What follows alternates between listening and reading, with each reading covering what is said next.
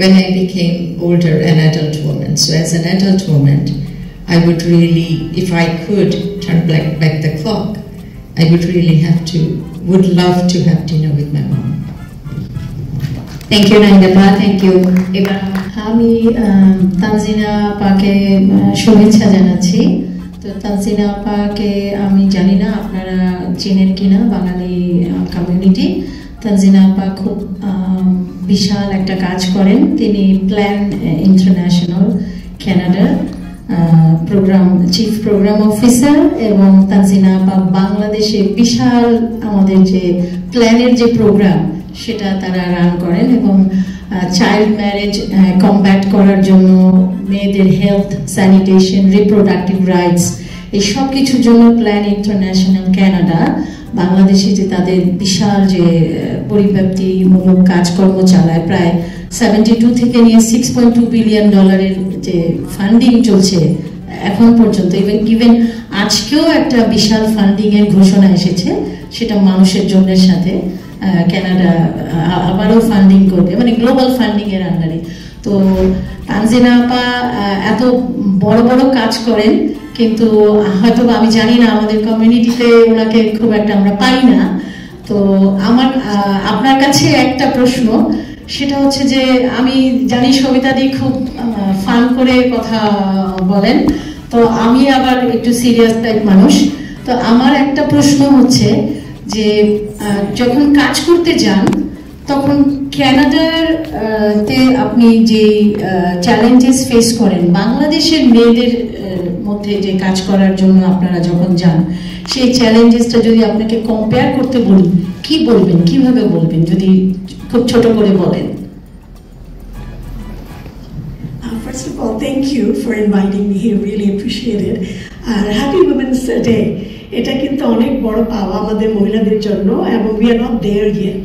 এখনো অনেক কাজ বাকি। তো বাংলাদেশ, কানাডাতেও আমরা ভাবি যে মহিলাদের অ্যাডভান্সমেন্ট হয়েছে। Actually the lot of things there are behind. আপনি যদি পার্সেন্টেজ অফ ওমেন দেখেন এক্সিকিউটিভ লেভেলে, খুবই কম কিন্তু। তো সেই ক্ষেত্রে বাংলাদেশে কিন্তু we had women prime minister, 2 বার ছিলেন। Next to me, Canadian ambassador, honorable ambassador, একজন মহিলা। That is a huge pride for us. যে তো কাজের ডিফারেন্স আছে অনেক কিছু, কিন্তু আমার কাছে অনেক কিছু সেমও আছে। এই যে বাসার যে workforce, labour force participation, I am not talking about outside, বাড়ির ভিতরে যে কাজে এখনো কিন্তু 70-80% কাজ তো মহিলাই করে। সেটা কিন্তু বাংলাদেশেও তা, এখানেও তা। আমার আনপেইড লেবার, যেটাকে আমরা আমাদের জেন্ডার ইন্ডেক্সে বলি আনপেইড লেবার, আপনি ঘরের দায়িত্বটা অনেক পড়ে গেছে।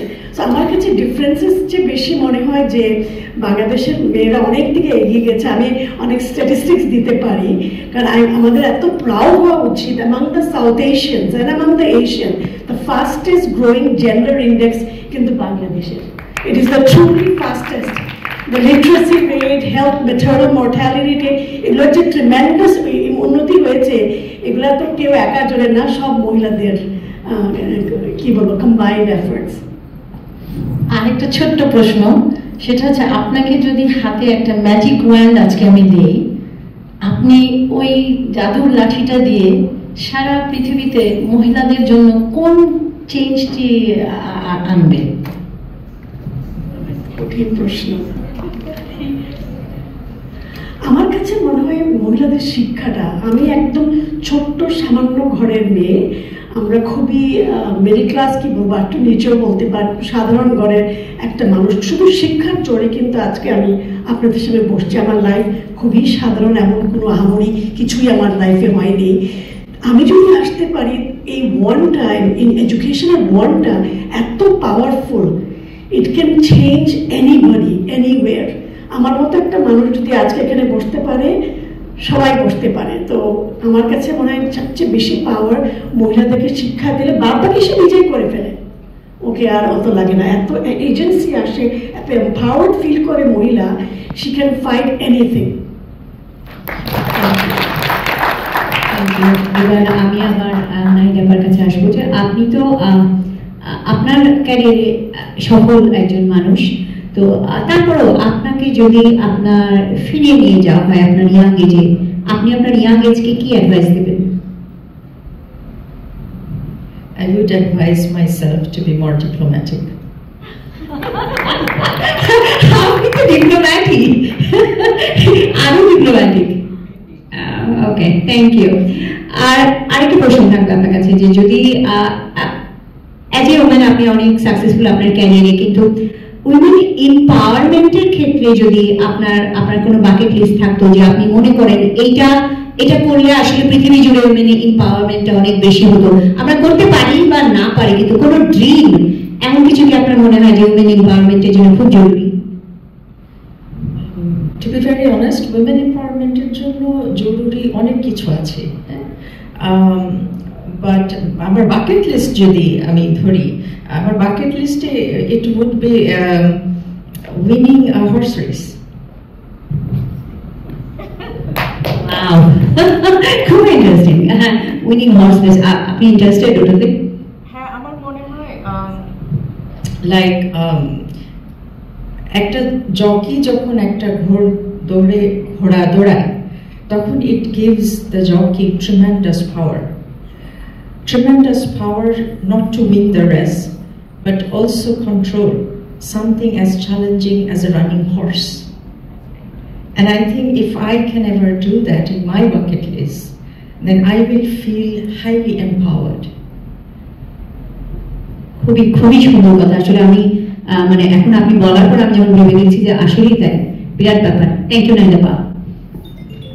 তানজিনা আপাকে আরেকটা প্রশ্ন, সেটা হচ্ছে যে অনেক সময় বলা হয় যে উইমেন এম্পাওয়ারমেন্ট যদি দেওয়া হয় বেশি, তাহলে মেয়েরা তো ছেলেই হয়ে যায়, দেন উইমেন বিকাম মেন।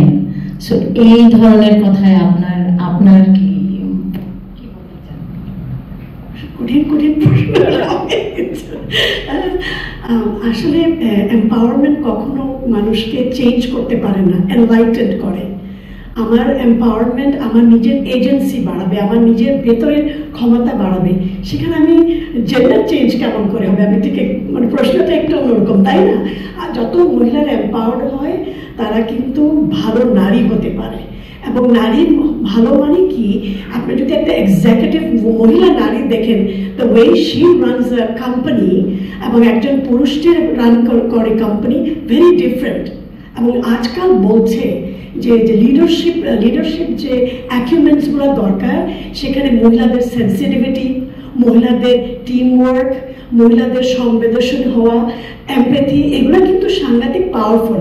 তো আমি মনে করি যত মহিলা এম্পাওয়ার্ড হয় তত সে কিন্তু একটা ভালো নারী হয়, and brings the inner qualities of a woman, যেগুলো হলো caring for others, whether you বাসায় একজন মা অথবা টিচার অথবা CEO of a company or running a country, empathy, caring is একটা ভীষণ বিরাট একটা মহিলার কোয়ালিটি।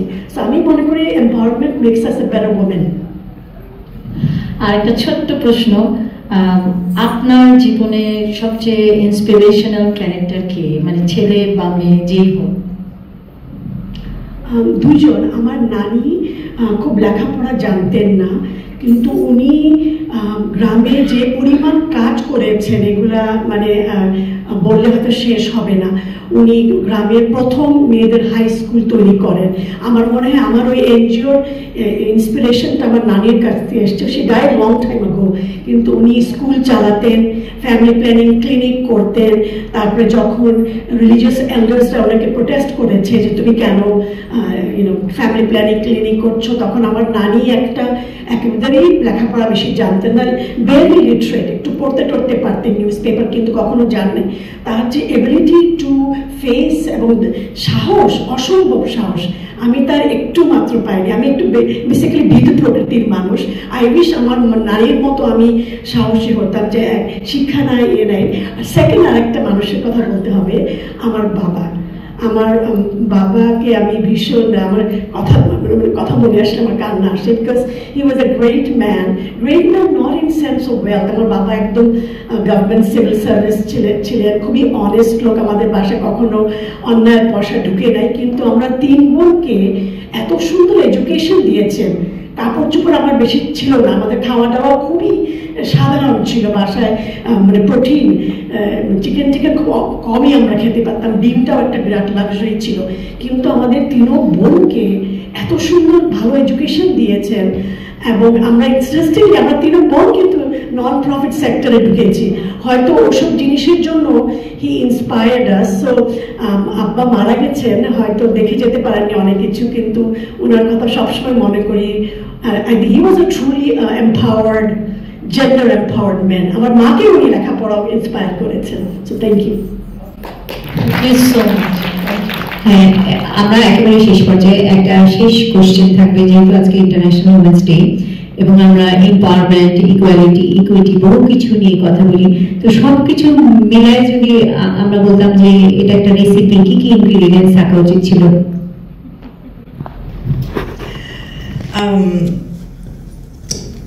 একেবারে সরাসরি কি ইনগ্রিডিয়েন্টস যাওয়ার আগে একটা কথা একটু ছোট করে বলতে চাই, আগের কথার সূত্রগুলো ধরে, যে আমার কাছে মনে হয় যে এম্পাওয়ারমেন্টের বিষয়টা মহিলাদের জন্য যেমন প্রয়োজন, পুরুষদের জন্য প্রয়োজন, দুইটার ওই যে ইনগ্রিডিয়েন্ট হয়তো ভিন্ন। মহিলাদের ক্ষেত্রে হয়তো শিক্ষার দরকার আছে, রাইটস এনশিওর করার দরকার আছে, পুরুষদের এম্পাওয়ারমেন্টের দরকার আছে। সেটা সবচেয়ে বড় জায়গাটা হচ্ছে মনের ভিতরের এম্পাওয়ারমেন্টটা, যেটা কিনা আমাদের মানসিকতাটাকে বদলাতে পারবে। অনেক এম্পাওয়ার্ড মেন আছে, আমরা মাত্র শুনলাম আপনার বাবার কথা, এরকম অনেক এম্পাওয়ার্ড মেন আছে, কিন্তু অনেক নট এম্পাওয়ার্ড মেন আছে যারা কিনা নারীদেরকে ভিন্নভাবে দেখে, মানুষকেও ভিন্নভাবে দেখে। ওই জায়গাটা আমার মনে হয় যে মন মানসিকতার এম্পাওয়ারমেন্টের একটা বড় জায়গা আছে। এই ইনগ্রিডিয়েন্টসটা সবার জন্যই প্রযোজ্য। আর মহিলাদের এম্পাওয়ারমেন্ট করার ক্ষেত্রে ইনগ্রিডিয়েন্টসের বিষয়টা হচ্ছে যে একই মাপে সব জুতো হয় না, so not same size wouldn't fit all. So এক একজনের জন্য ইনগ্রিডিয়েন্ট এক এক রকম হবে, যার যার প্রয়োজন মতো। বাট একটা কমন ইনগ্রিডিয়েন্ট বোধহয় সব নারীদের এম্পাওয়ারমেন্টে দেওয়া যেতে পারে, মির্চি, মরিচ, ছোট করে একটু মরিচ। এই মরিচের মাত্রাটা কম বেশি হবে মানে কার সাথে ইন্টারভিউ করছে তার উপর ভিত্তি করে। Thank you. Thank you Nandapa, thank you very much. তো সাকিবা লাস্ট কোশ্চেন নাকি? আমার শেষ প্রশ্ন খুবই সোজা, খুবই সরল। আপনি যদি তানজিনা আপা না হতেন, তানজিনা মির্জা না হয়ে, আপনি তাহলে কি হতেন, কি হতে চাইতেন? আমার বেসিক ডিগ্রিটা মেডিসিনে। আমি মাঝে মধ্যে চিন্তা করি, এত কষ্ট করে 7-8 বছর আমি পড়লাম কিন্তু প্র্যাকটিস করিনি। ওটা একটা মাঝে মধ্যে মনে হয়, আমি বাংলাদেশেও কখনো প্র্যাকটিস করিনি প্রথম থেকেই, সেটা একটা মনে হয়। কিন্তু আমার কাছে তার চেয়েও বেশি বড় মনে হয় আমি যদি আরেকটু সাহসী হতে পারতাম। এই কথাটা আমাকে মাঝে মধ্যে খেয়ে তোলে। ভীতু প্রকৃতির ছিলাম, আর তারপরে সবসময় ভয় পেতাম। অ্যারেঞ্জ ম্যারেজ করে দিল, শ্বশুর বাড়িতে অ্যাডজাস্ট করা, চাকরিতে। And in this country to be women of colour is not easy, to rise up the ranks, অনেক কিছু। এই যে আমার খালি মনে হয় যে একটু সাহসী যদি হতে পারতাম না, অনেক কিছু করতে পারতাম। এই দুঃখটা থেকেই গেল। অনেক অনেক ধন্যবাদ নান্দাপা এবং তানজিনাপাকে, অনেক অনেক। আসলে আমরা একটু আপনাদের সময় নিলাম, একটু ফান করলাম, এবং আপনাদের এই ফানের মাধ্যমে আসলে আপনাদেরকে আমাদের জানার চেষ্টা। Thank you, thank you very much.